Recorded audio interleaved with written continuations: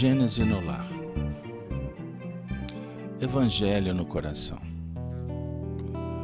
Manhã de sexta-feira, 28 de agosto do ano de 2020. Agradecemos, Senhor, por mais um dia, pela vida, pela família, pelos amigos, pelo trabalho, pelo estudo, pela oportunidade de redenção. Que os bons espíritos estejam conosco em mais um encontro do bem. Na oração da manhã, aprendemos com Allan Kardec sobre o poder da oração. No capítulo 27, Pedi e obtereis, um ensinamento que cala fundo. No item 13,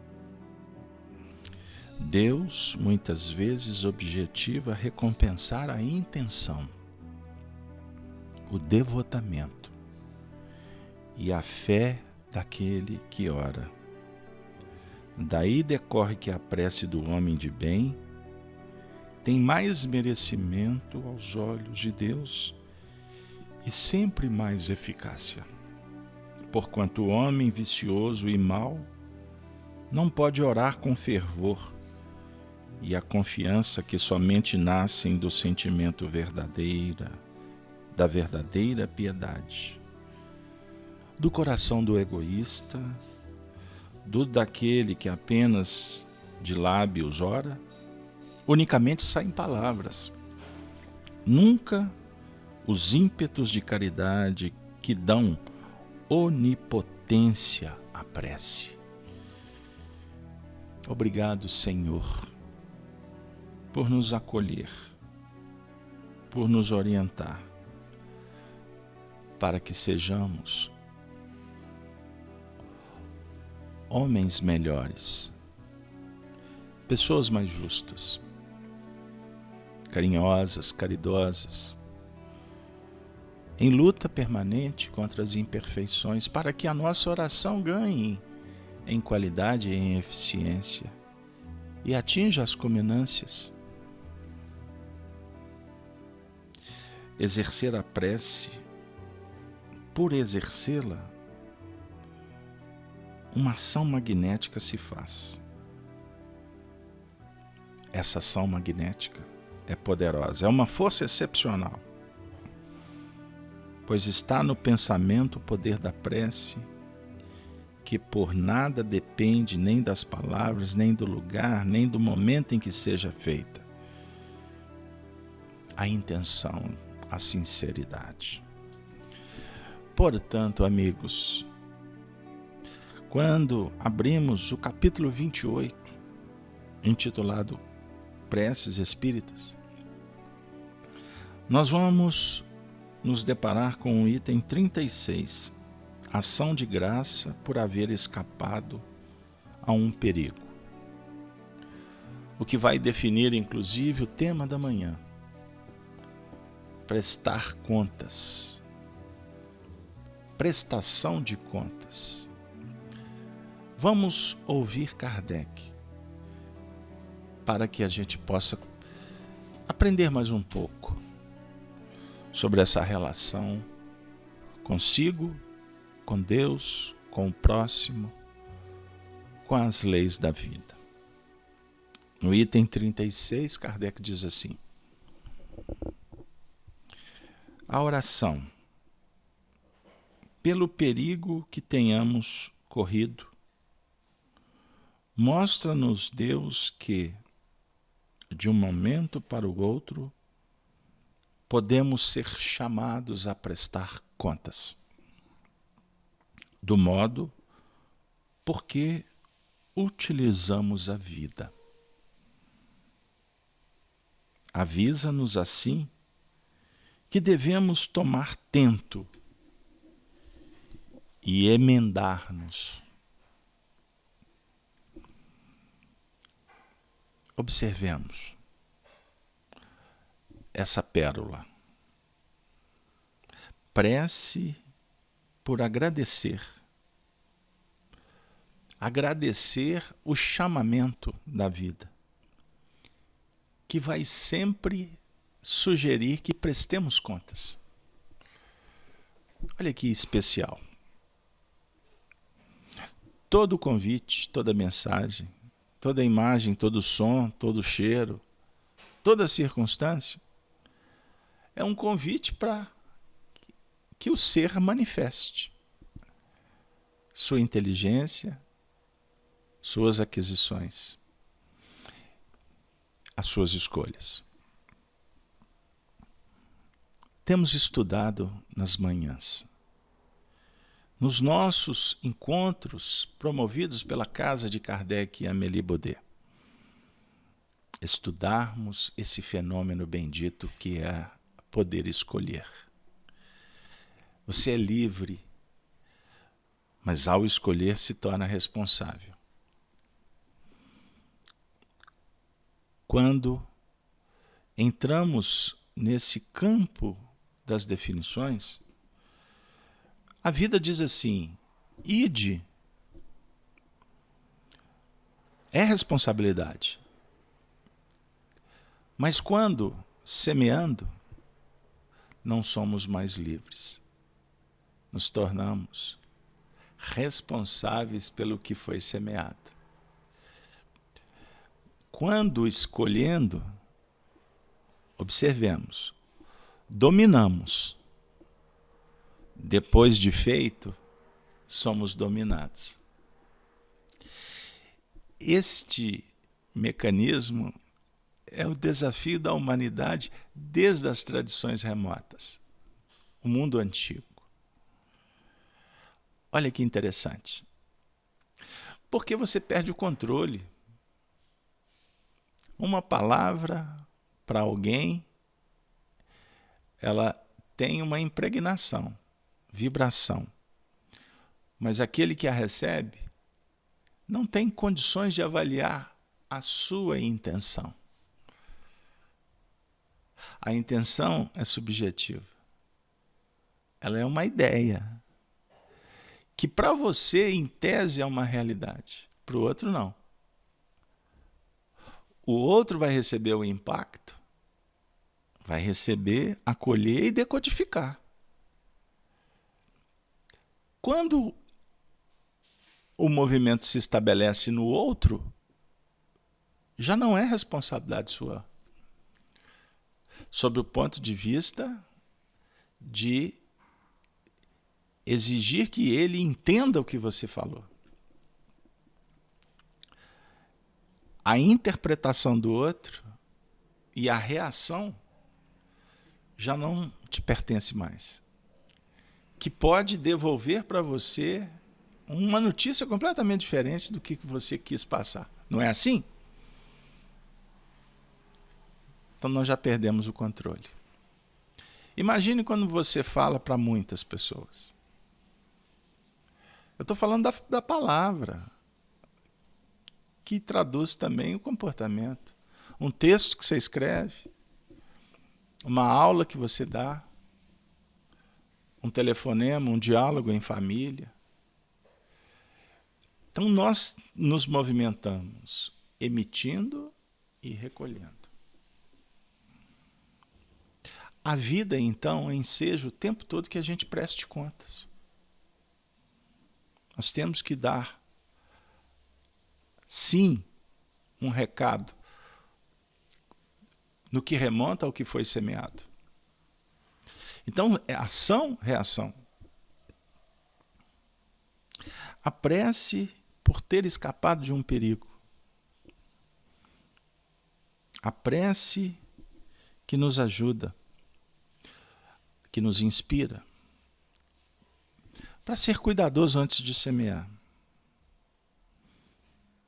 Mas também para agradecer quando percebemos que fomos salvos, talvez pelo gongo, no último instante, salvos de um perigo. Então, eu fiquei pensando, refletindo, quanto a esse prefácio tão pequenininho de Allan Kardec, que tem um valor que nos encanta. Kardec vai dar uma sugestão de oração quanto a esse tema, prestação de contas. Ele diz assim: meu Deus, meu anjo de guarda, agradeço-vos o socorro que me proporcionastes no perigo de que estive ameaçado. Seja para mim um aviso esse perigo e me esclareça sobre as faltas que me hajam colocado sobre a sua ameaça. Compreendo, Senhor, que nas tuas mãos está a minha vida e que má podes tirar quando te apraza. Inspira-me por intermédio dos bons espíritos que me assistem o propósito de empregar utilmente o tempo que ainda me concederes de vida nesse mundo.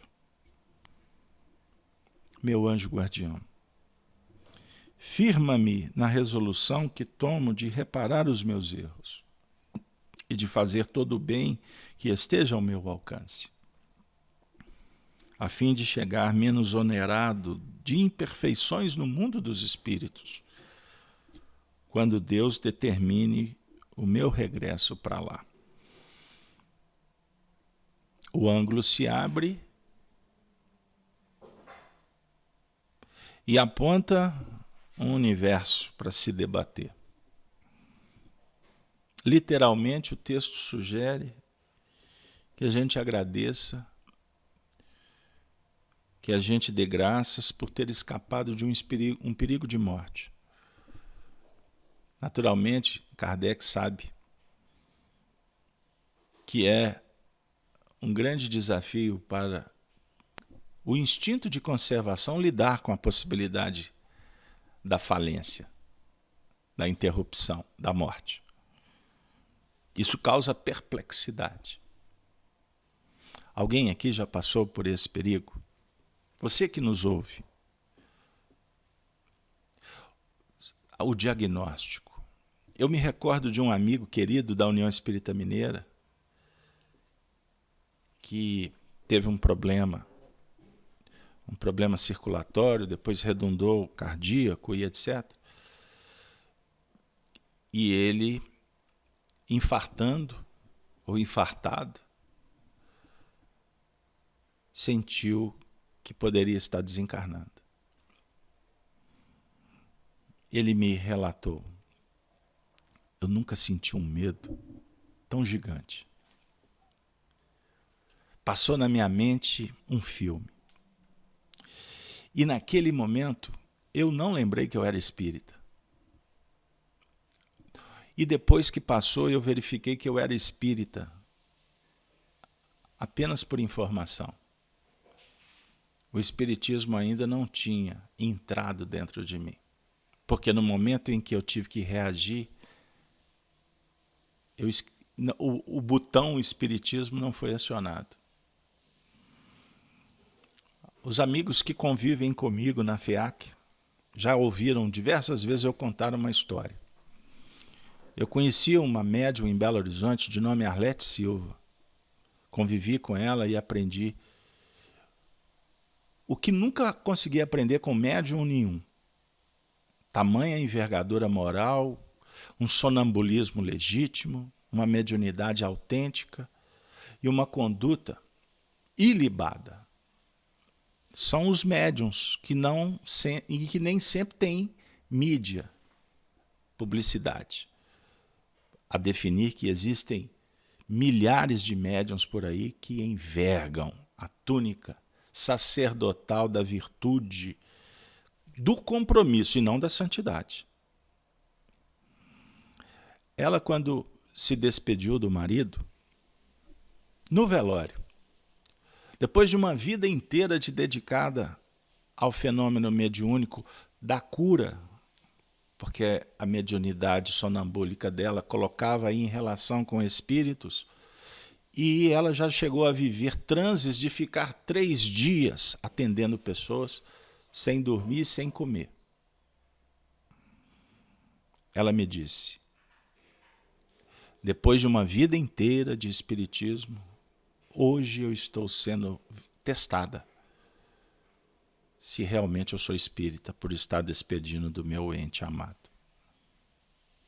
Eu não esqueço dessas palavras. Eu me senti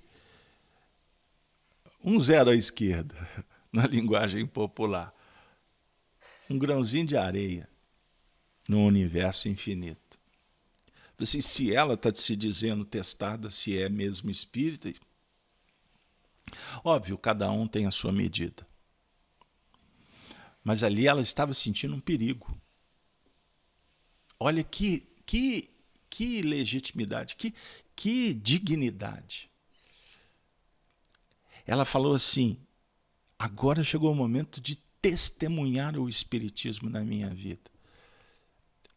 Ela segurou na minha mão e falou assim, me ajuda para me não fragilizar. Meu Deus. Ela estava fazendo uma prece, porque ela estava se sentindo em perigo. Não era perigo de morte como aquele outro amigo.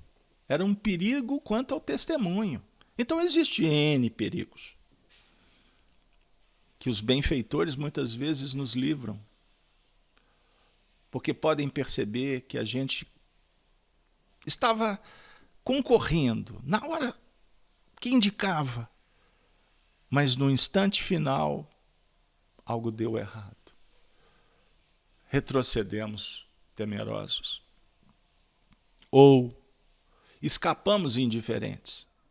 Ou quem sabe, atiramos pedras por rebeldia.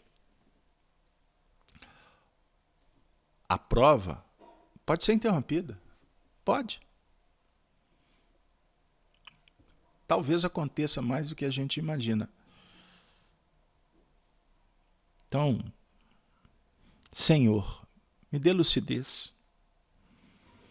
Anjo guardião, firma-me na resolução que tomo de reparar os meus erros e de fazer todo o bem que esteja ao meu alcance, a fim de chegar menos onerado de imperfeições ao mundo dos espíritos quando Deus determina o meu regresso para lá. Que oração extraordinária para começarmos um dia. Porque a morte não vai nos desvencilhar do que realmente temos que testemunhar.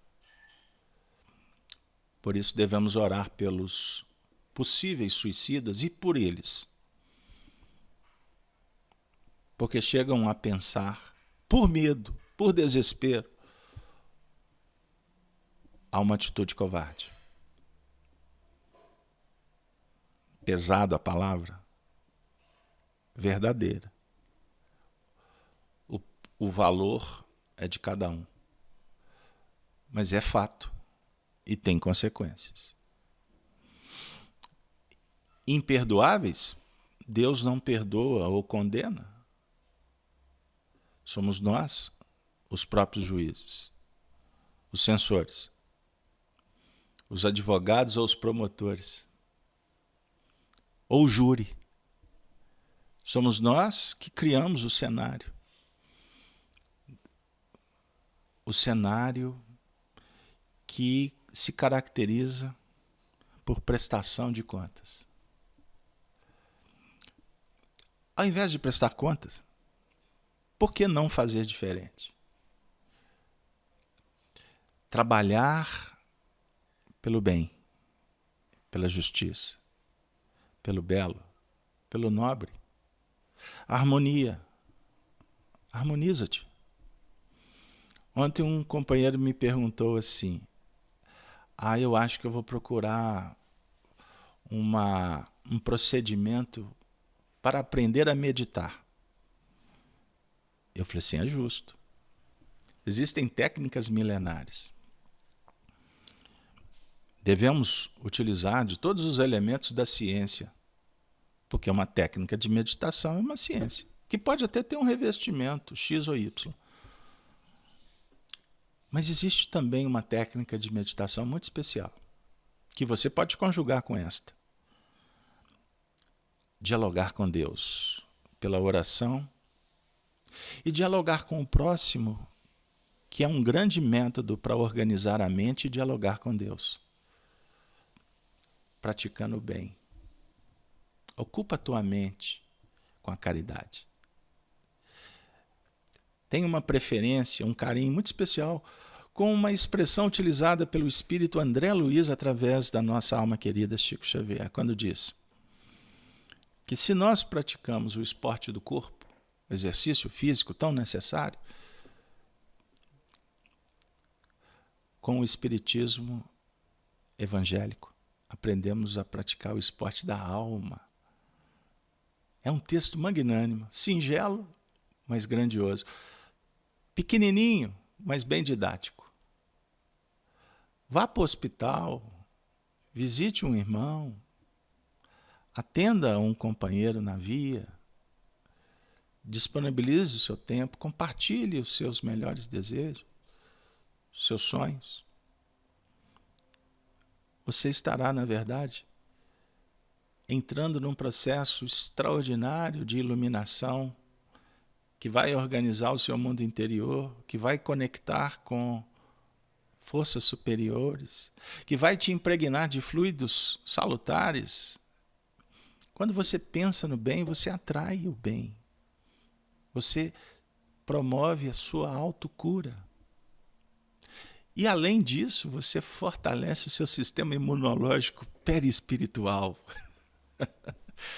E o seu sistema imunológico do corpo. Quantas doenças temos porque fomos nós que falamos assim: ei, eu estou aqui, venha me ver. Aí a doença diz assim: seja bem-vindo ao meu mundo. Aí a gente aperta um monte de opções num menu que é aberto, porque nós é que pedimos. E aí depois é só uma questão de consequência. Você entra ali, acolá, mas você está dentro de um portal chamado desarmonia. Face à incúria, ao egoísmo, à arrogância. Prestação de contas. Que bênção. É triste pensar que somos nós os autores das doenças. Mas é consolador, é extraordinário tirar isso de Deus. Tirar isso de espíritos. Retirar do semelhante. Ontem eu falei num telefone, foca a luz. Passou 20 minutos, eu recebi uma outra ligação, que foi treva pura. Aí eu fui para o chão. Aí, quando eu estava esfacelado, escutei uma voz: mas você há pouco tempo falou para focar na luz. Levantei rapidinho com vergonha, porque eu estava sendo hipócrita. Eu falei para um e, na prática, eu fiz diferente do que eu tinha dito. Graças a Deus fui socorrido a tempo. Mas quantas vezes não somos? Temos que ficar pelo chão até que nós mesmos percebamos que temos que levantar. Nem sempre você consegue sozinho. Aí a campainha toca, o filho grita, o outro chora. Aí você fala: eu trabalho. Aí você levanta, soergue, trabalha. Aí daqui a pouco você percebe: oh, eu estava no chão. E de repente eu levantei e esqueci, porque eu trabalho. Se avolumou, o meu território íntimo foi preenchido. E sabe que eu até esqueci que eu não presto? Aí tem aquela música: eu não presto, mas eu te amo. Não tem? Vocês lembram disso? Não. O pessoal novo não vai se lembrar. Só os antigos. Aí a gente, poeticamente, fica muito feliz porque estamos nos sentindo úteis. Que bela prestação de contas. Então você pode prestar contas de várias maneiras. Mas é para você mesmo. E não para o outro. Você não presta conta para a vida, sob o ponto de vista social. A gente pensa isso. Aí o tempo todo você fica passando verniz. Na minha época tinha um produto que se passava nas madeiras das casas, chamava lustramóveis. Vocês são novos, vocês não sabem o que eu estou falando. Mas a gente passava lustramóvel para brilhar, para tirar os problemas, né, os fungos, e para aí vai. Aí a gente passou a usar lustramóvel social. E na verdade, porque cara de pau, me perdoe, não vocês, eu. Fica cara de pau, pensa, mas não faz. E quer vender uma imagem toda lustrada. Então, com muita alegria, o Evangelho é uma festa. Sugere que a gente olhe para cima, mas não perca a visão do chão. Pisa onde que tu tem que pisar. Caminhe pelo caminho que a vida está sugerindo, porque o caminho se faz no caminhar, como afirmava Hermes no Egito. O caminho se faz no caminhar. E com Jesus o caminho é iluminado. Eu sou o caminho. Porque ele é o caminho. Porque o caminho iluminado é o do amor. E com as mãos dadas com ele, que jamais nos abandone, por isso está conosco nessa manhã, tudo fica mais leve. Sem desconsiderar o desespero, a dor, a depressão, a obsessão. Que é um alerta para que a gente permaneça com os olhos bem direcionados e o coração vinculado aos princípios, às suas crenças, os seus amores. Não esqueça. Brilhe a vossa luz. Brilhe a vossa luz. E nesse cenário de alegria, o Evangelho nos visita nesta manhã. Quando nos reunimos em torno da mesa com Jesus, que oferece o banquete da vida, com o ensinamento, com o incentivo e com o carinho, a ternura da amizade, nós nos sentimos fortalecidos e esperançosos. Sabemos que esse banquete pode ser permanente, desde que nós mantenhamos a sintonia com o propósito. Terminado a ceia, nós temos que sair para semear, trabalhar, estudar, conviver, mas alimentando sempre essa sintonia, porque por mais difícil seja o caminho, nós podemos pronunciar uma frase: eu acredito. Se você falar com o seu coração, você vai chegar ao objetivo. Portanto, o dístico é: eu acredito. E juntos, nós acreditamos. E mais à frente vamos dizer: eu tenho certeza. Só quem passa pelo processo sabe do poder desta frase. Eu acredito.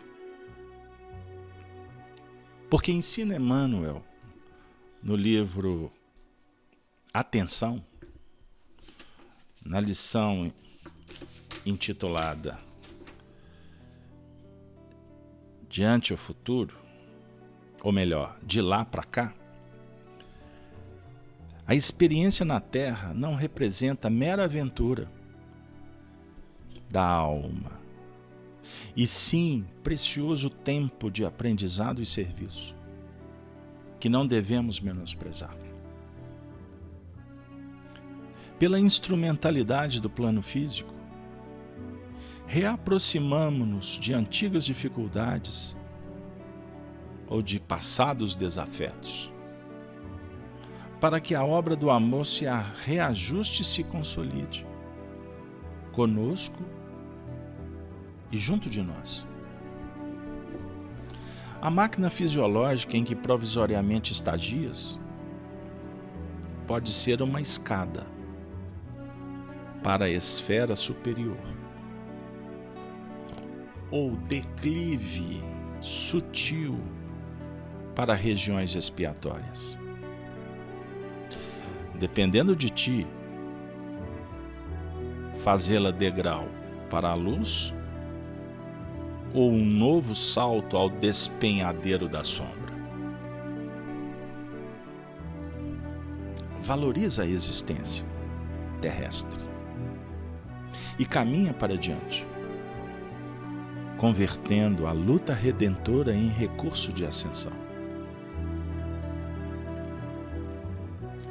Amiga, amigo, recorda que o tempo é o mordomo fiel da vida. E se a bondade do Senhor te concedeu para hoje a riqueza do corpo físico, a justiça dele mesmo espera-te amanhã para a conta imprescindível. Presta conta. Agora, amanhã. Presta conta do bem que podes realizar e que deves começar a partir de agora. O adágio popular chancela: não deixe para depois o que podes e que deves fazer agora. Eu acredito. Espero que todos acreditem. E que juntos possamos acreditar ainda mais na vitória do bem, na era do Espírito que já foi inaugurada e que nós estamos sendo conclamados a entrar de alma e coração para que a vitória se faça e o prêmio se estabeleça no coração. A paz. Paz na sua sexta-feira.